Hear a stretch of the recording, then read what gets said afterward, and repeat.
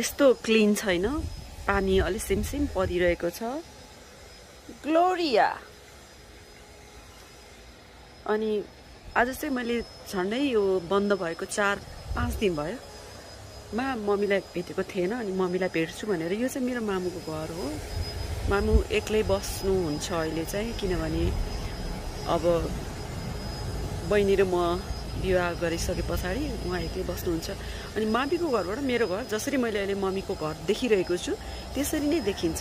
अनि हामी एकअर्कालाई हेर्छौँ। अनि मैले मामीलाई त्यहाँ बत्ती बालिरहेछ, अनि मम्मी बाहिर के गरिरहेछ भने देख्छु। र मम्मीले पनि मलाई लेट नाइटसम्म कहिले काहीँ उठ्याछ भने किन तिमी लेट नाइट गएसम्म आज नसुतेको भनेर भनाइ खान्छु। हामी यसरी एकअर्कालाई हेर्छौँ। तर यहाँ चाहिँ रिसेन्टली अब एउटा बिल्डिङ यहाँ बन्न लागेको छ, ठुलो कन्स्ट्रक्सन आउन लाग्छ यहाँ। अब सायद त्यो घर ठुलो बन्यो भने चाहिँ हामी एकअर्कालाई देख्दैनौँ। मैले यो कुरा मम्मीलाई भनिरहँदा मम्मीले चाहिँ हामी एकअर्काको मनमा छौँ नि त भनेको थियो। आज म धेरै दिन पछाडि मम्मीलाई भेट्न जाँदैछु।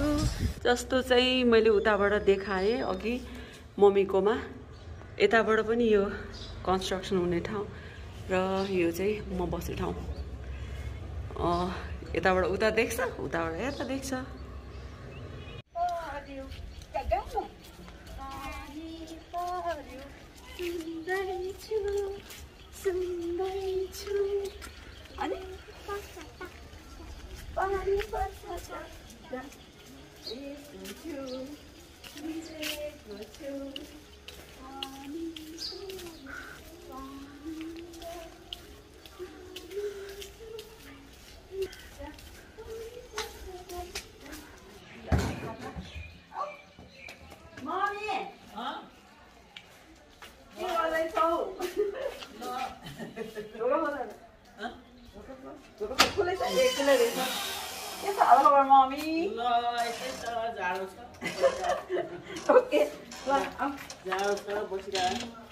खोइ नमस्ते गर मम्मीलाई।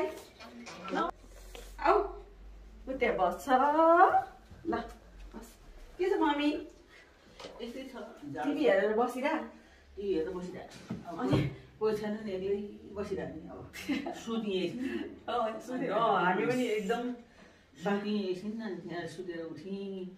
अनि यसो हेरेको, पानी परेछ, चिसो भएछ। अनि पूजाहरू मान्नु पर्यो भनेर पूजाहरू माने। त्यही त, अनि त्यही हो। त्यही त कोरोना यस्तो बढेछ, एकदमै बाहिर ननिस्किनु भनेछ। यहाँ त मुखले नै कस्तो भइरहेछ कि। कस्तो भएको छ अहिले? ठिक छ, त्यस्तै नै छ।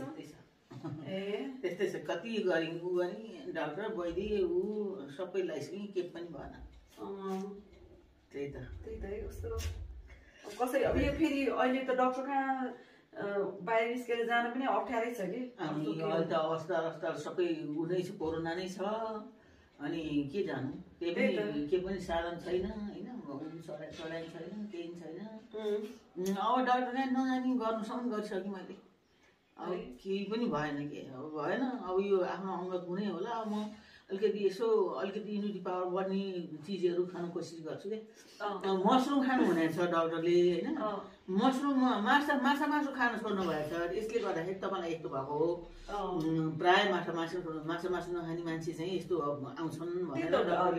भिटामिन बी भन्ने हुँदो रहेछ त्यो तिम्रो भएको कारण। अनि त्यो चाहिँ फेरि यति धेरै थरीको भिटामिन बीहरू हुँदो रहेछ। त्यही त। अनि फेरि मासु खानु हुनाले त्यही नभएर यस्तो भएको। तपाईँलाई चाहिँ अब चाहिँ तपाईँले कि मसरुम खानुहोस्, मसरुममा पनि छ ताकत भनेर मसरुम ल्याएर खाएको। एकदिन वाक्क आएर पानी मुहाभरि हाल्दा पानी लिने है।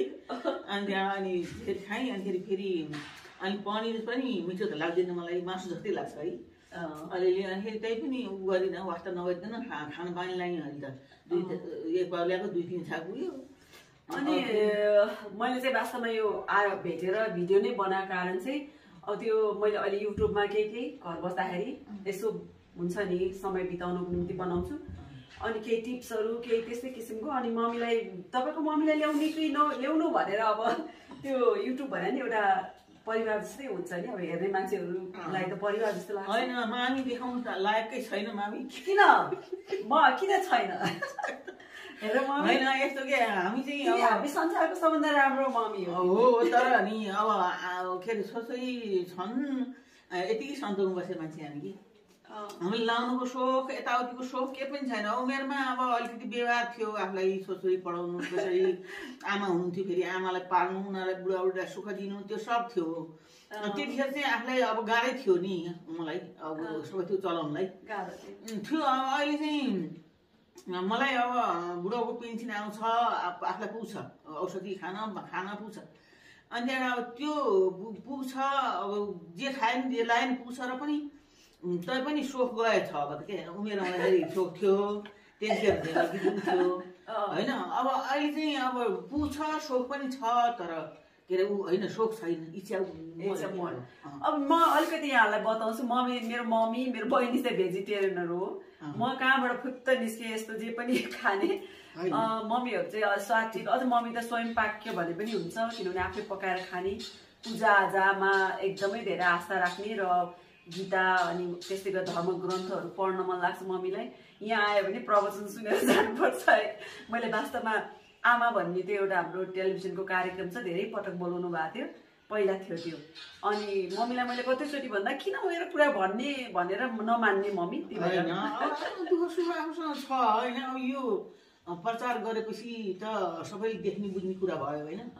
अनि फेरि अब करिस्मा चाहिँ अब हामीले आफ्नो छोरी ठुलो ठाउँमा राम्रो ठाउँमा पुगोस्, केही उन्नति गरोस्, प्रगति गरोस्, आफूले गर्न नसके पनि भनेर अब बाउ चाहिँ उसको ड्याडी चाहिँ अब आर्मी म्यानेजर हो, उहाँले चाहिँ अब आफ्नै नाम कमाएर बितिस्यो। अनि त्यहाँ अब सानो बच्चा हुँदाखेरि नि बित्या हुनाले, म दोस्रो बिहा हुनाले म चाहिँ अब उमेर छ, बच्चा भए, श्रीमान बितेपछि अब ठुलो उता आघात त आइमाले पऱ्यो नि त। त्यो सहेर खपेर मेरो छोरछोरी भन्दा ठुलो मलाई अर्थ केही छैन, लोग्नी मरे नि मेरो छोरछोरी छन् भनेर बस्या हो। हाम्रो मामी धेरै स्ट्रङ मान्छे हो है। म मामी देखेर नि म वास्तवमा मेरो जीवनमा चाहिँ 3टा महिलाबाट धेरै नै प्रभावित छु। एउटा मेरो हजुरमुवा, अनि एउटा मेरो मम्मी, अब अञ्जल दिजूको नि एक प्रकारले प्रभाव थियो ममा। त्यस्तै गरिकन अब एउटा यहाँ हामी चाहिँ अब केटा मान्छे नभएको एउटा परिवार हो हाम्रो सुरुदेखि नै होइन।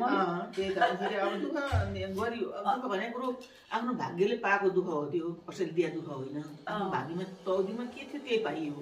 अब पहिला अब अलिकति बुद्धि नहुँदाखेरि, अल्लाहले हुँदाखेरि त्यस्तो बुद्धि थिएन।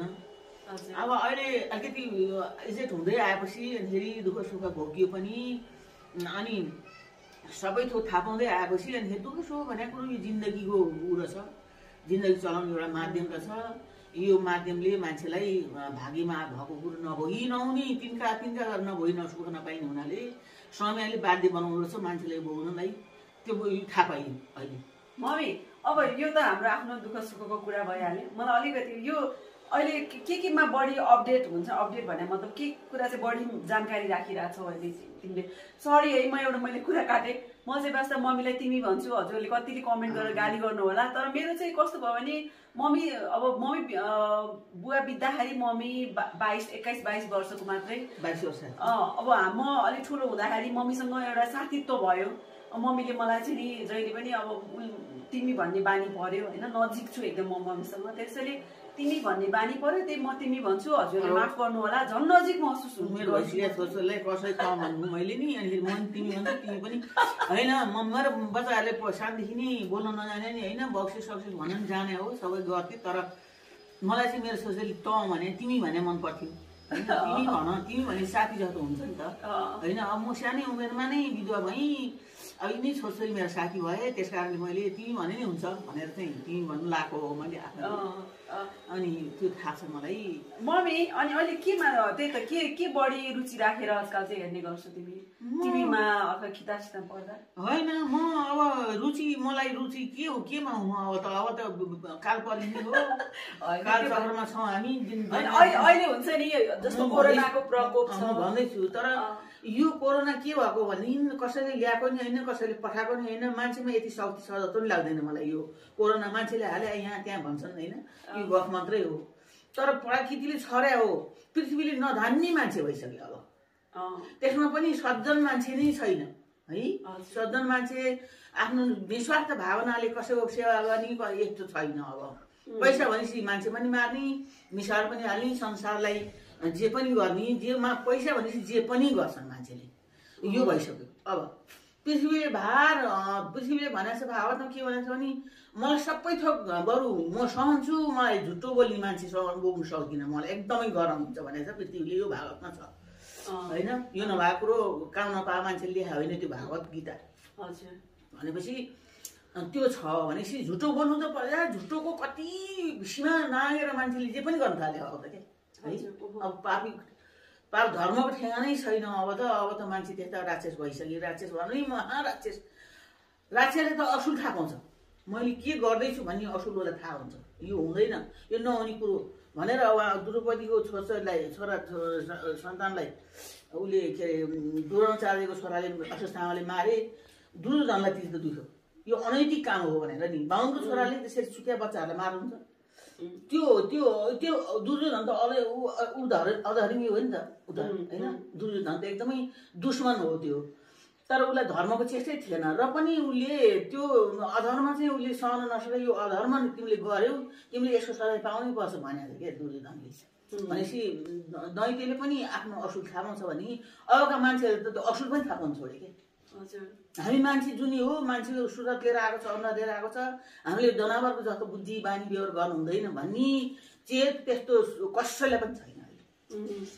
त्यस कारणले यो विपरीत यो सबै यो प्रकृतिले ल्याएको हो। यो प्रकृतिले छर्या हो। यसपालिको समय कस्तो छ हामी केही कुरा पनि राम्रो छैन। रोग छ त्यस्तै मान्छेलाई है। सधैँ मान्छे हिजोका हेर्नुपर्छ, आज मान्छे बानी सर्ने भइसकेको छ रोगले। के भएको यो प्रकृतिले यस्तो ल्याएको छ क्या अहिले होइन, के पनि छैन। अब यस्तो हो, यो प्रकृतिले ल्याएको हो, मान्छे टिप्न ल्याएको हो। यो मान्छे घटाउनु पर्छ पृथ्वीमा। भर्खर सुरु भएछ यो, भर्खर सुरु भएछ यो होइन। अब यो कति दिनसम्म लाग्छ? हाम्रो जस्तो देश गरिब देशमा नि यो वर्षौँ 5औँ-10औँ वर्ष बस्यो भने के हुन्छ देशको हाल? अनि मान्छेले मान्छे नै मारेर खान थाल्दैन नि त, त्यो हुन्छ दशा। यो दशालाई नि मान्छेले निम्त्याएका छन्, आफै पृथ्वीलाई दोहन गरेका छन्। त्यस्तै है, प्रकृतिको दोहन भएको छ। त्यो पानीका मूल कहीँ छैनन्। रानी पोखरी भूकम्पले चाल्नु जस्तो पारेर जम्मै छिर्यो पानी, त्यत्रो पानी थियो होइन। यस्तो विकृति नि प्रकृतिले ल्याएको हो, यो मान्छेको बसमा छैन। यो यस्तो प्लास्टिक र यो दुनियाँभर प्रेसको धुवाँहरू र उयोहरू झोलेहरूले गर्दाखेरि पल्युसन भएर यही पल्युसनले पनि ल्याएको हो बढी त होइन। पहाडतिर अलिकति अब झार वनस्पतिहरू धेरै हुने ठाउँ सेयर गर्छ मान्छेहरू, वनस्पतिमा सेयर हुन्छ। यो यहाँ छैन काठमाडौँमा भ्यालीमा। अब यो लहनखेलबाट भित्र पसेपछि तिमी विचार गर है, यसो हिँड्दाखेरि त्यहाँबाट भित्र पसेपछि अर्कै वातावरण छ, अर्कै त्यो सबै हुन्छ, हावा नै फरक छ। भनेपछि त्यो साथबाट एउटा यता लासी अनि अलिअलि सुस्त हुँदै आउँछ। यहाँ यो पनि हल्का हुन्छ, खुल्ला हुन्छ होइन, सास गर्न अलिक गतिलो पाइन्छ। त्यस्तो भइसक्यो। अब चाहिँ सुखसँग बाँचौला। हामी त दिन गइसक्यो, 2-4 वर्षै मान्छेलाई हामी चाहिँ तन्त्र बाँचौला। तर हाम्रा पिँढीहरू छन् नि यस्ता पिँढी तिमी धेरै नचल। यिनको दशा के होला यिनीहरूको? कविले उहाँ बसेको छ आइन यहाँ आइयोली भन्नु। कबु ठिक छ मम्मी, म अस्ति गएको थिएँ भेट्दै थिएँ। ठिक त आफ्नो घरमा बसेको छ, त्यहाँ सबै सेक्युरिटी छ, गार्ड छ, त्यहाँ त राम्रो ठाउँ हो। तर पनि अब एक्लै बस्नु हुँदैन नि त। उसले आमा बाउसँग जिन्दगी भने सधैँभरि पाइँदैन नि त मान्छेले। मिलाउँछौँ त्यो पनि एक बेर पाइन्छ त्यो। अब आफ्नो मान्छेको आफ्नो नाताको महत्त्व बुझ्नुपर्छ मान्छेले कि होइन। अब मलाई 2टा छोरी मेरो सन्तान भयो। मेरो सन्तानमा ह्याप्पी छु, खुसी छु। तर पनि एउटा सन्तान 2टा सन्तानमा मेरो भाग्यमा भइरहेको थियो। एउटा सन्तान मात्रै छोरो भइरहेको थियो, मसँगै बस्छु छोरा नभएर प्रब्लम भएको छ तिमीलाई होइन। यस्तै नि त। अब त ल म पढाइ छु, पढाइमै व्यवहार गर्छु, सब थियो मसँग नटिक्ला के गर्ला। तर पनि त्यो होइन कि अब म यो डलिनमा हेरेर एक्लै त्यसै पीडित भएर त बस्नु पर्ने थिएन। जस्तै भए पनि बानी व्यवहार नभएको नराम्रो लुच्चै भए पनि उसँग बोल्नु त माग्थेँ नि त म। मम्मी अब छोरीहरूको त यही चलन हो नि त। छोरी भएपछि बिहा गरेर आफ्नै छ, उनीहरूको आफ्नै घर छ, आफ्नै सन्तान छन्, आफ्नै गृहस्थी छ, सबै त उनीहरूकै छ। उनीहरूको आफ्नो खुसीमा नै म खुसी हुनुपर्छ। त्यही भएर म बसिरहेको एक्लै।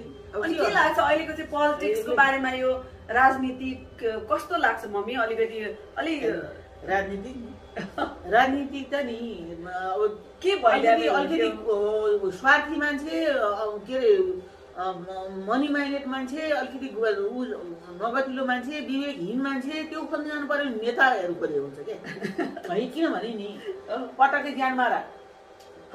ज्यान मारेर जेलमा भएको मान्छेले मन्त्री बनाए हिजो शपथ खायो के शपथ खायो देशको मुख केही पनि गर्दै निस्वार्थसँग सेवा गर्छु भनेर खाने हो नि त्यो शपथ त्यो शपथ उसले के खायो होला पटक घरिघरि पटकै गुन्ना अनि त्यो बाहेक बरु त्यो राम्रो जस्तो लाग्छ मलाई खुल्ला छ उसलाई लाज पनि छैन कसैले के भन्ने लाज पनि छैन ऊ त पटकै त भइसक्यो हो अनि त्यहाँबाट अनि फेरि अब बिहान मन्त्री राजीनामा दिने बेलुका मन्त्री हुने यस्तो छ क्या आफ्नो स्वार्थ पूर्ति हुने भएपछि देशको लागि केही छैन जनताको लागि त जनताको नाम गरेर चुसिया छ देशमा यति मात्रै हो।